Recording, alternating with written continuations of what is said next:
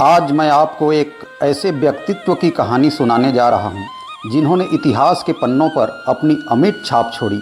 उनकी वीरता, बुद्धिमत्ता और नेतृत्व क्षमता ने गोंडवाना के इतिहास को अमिट बना दिया। मैं बात कर रहा हूँ अजान बाहू जटबासा की, जो देवगढ़ राजवंश के संस्थापक और गोंडों के महान नेता थे।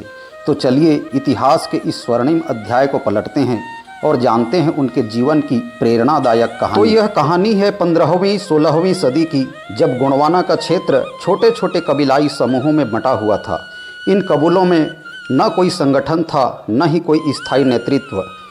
उस समय संघर्ष और अस्थिरता के बीच एक ऐसा व्यक्ति उभर कर आया जिसने गोंडों को संगठित किया और देवगढ़ राजवंश की स्थापना की। वह थे अजान बाहू जटबासा। उनका नाम अजान बाहू इसलिए पड़ा क्योंकि उनकी भुजाएं लंबी और बलशाली थीं और उनका व्यक्तित्व भी इतना ही प्रभावशाली था। बचपन से ही वे साधारण नहीं थे। उनके बारे में कहा जाता है कि हरियागढ़ किले का गेट इतना बड़ा था कि 20 आदमी भी मिलकर इसे नहीं उठा सकते थे, लेकिन राजा अजान बाहू जटबासा ने अकेले ही इस गेट को उठाकर दूसरी जगह रख दिया था। वे न केवल शारीरिक रूप से बलशाली थे, बल्कि उनकी बुद्धि भी अद्वितीय थी।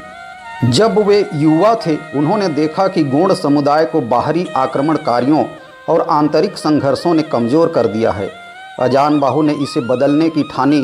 उन्होंने विभिन्न गोंड कबीलों को एक साथ लाने का बीड़ा उठाया। उन्होंने 50,000 पैदल सैनिक, 2,000 घोड़े तथा 100 से ज़्यादा हाथी का विशाल सेना तैयार किया। इतने सैनिक गढ़ा सरकार में किसी के पास नहीं थे।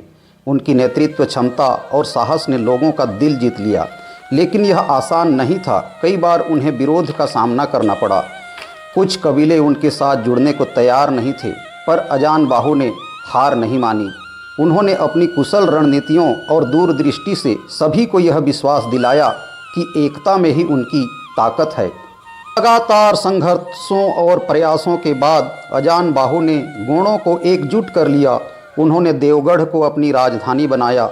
छिंदवाड़ा और नागपुर पुराने गोंड राजवंश का मुख्यालय देवगढ़ है। वहाँ से गोंडवाना क्षेत्र पर शासन किया। देवगढ़ सिर्फ एक राजधानी नहीं थी, बल्कि यह गोंडों की संस्कृति, परंपरा और गौरव का केंद्र बन गया। अजान बाहू जटबासा ने शासन व्यवस्था को संगठित किया। उन्होंने कृषि, व्यापार और सुरक्षा पर विशेष ध्यान दिया। उनके नाम के तांबे का सिक्का चलता था, जिसमें श्री राजा जाटबा प्रतिराज लिखा है।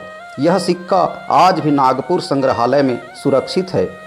देवगढ़ साम्राज्य इतना महत्वपूर्ण हो गया कि इसने मंडला और चांदा को पीछे छोड़ दिया और गोंड राज्यों में पहला स्थान प्राप्त कर लिया। उनके शासनकाल में देवगढ़ एक समृद्ध राज्य बना और गोंडवाना क्षेत्र ने स्थिरता और विकास का अनुभव किया। अजान बाहू जटबासा का शासन 1580 ईस्वी से 1620 ईस्वी तक माना जाता है। अजान बाहू जटबासा केवल एक राजा नहीं थे, वे एक नेता, एक मार्गदर्शक और एक संरक्षक थे। उनकी कहानी हमें सिखाती है कि जब एक व्यक्ति अपने लोगों के लिए समर्पित होता है और एकता का मार्ग अपनाता है, तो वह असंभव को संभव बना सकता है। आज हम गोंडवाना की महान संस्कृति और परंपरा की बात करते हैं, तो हमें अजान बाहू जटबासा जैसे महानायक को याद करनी चाहिए, जिन्होंने इस गौरवशाली इतिहास की नींव रखी। तो यही थी कहानी अजान बाहू जटबासा की। क्या आप इससे प्रेरित महसूस कर रहे हैं? क्योंकि उनकी कहानी सिर्फ इतिहास का हिस्सा नहीं, बल्कि आज भी हमें एकता और नेतृत्व की शक्ति का एहसास दिलाती है। धन्यवाद।